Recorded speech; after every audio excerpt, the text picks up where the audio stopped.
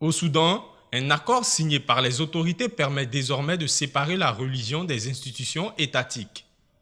Ce principe a été signé dans la capitale éthiopienne, Addis Abeba, par le premier ministre soudanais Abdallah Hamdok et Abdelaziz Al-Hilou, un leader du mouvement populaire de libération du Soudan.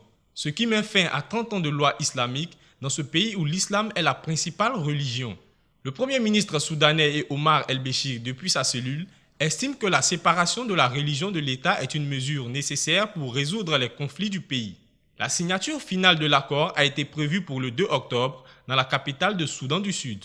Au cours des derniers mois, le gouvernement de transition du Soudan a abrogé un certain nombre de lois islamiques, notamment celle de la suppression des sanctions pour apostasie au reniement public de l'islam et celle autorisant les non-musulmans à boire de l'alcool.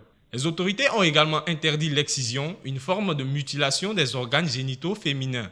Si les réformes ont été saluées par les militants des droits de l'homme, tant au niveau national qu'international, elles ont été publiquement critiquées par les partis islamiques du pays, notamment le Parti du Congrès populaire. La population du Soudan, qui compte 45 millions d'habitants, est composée d'environ 91% de musulmans et 6% de chrétiens.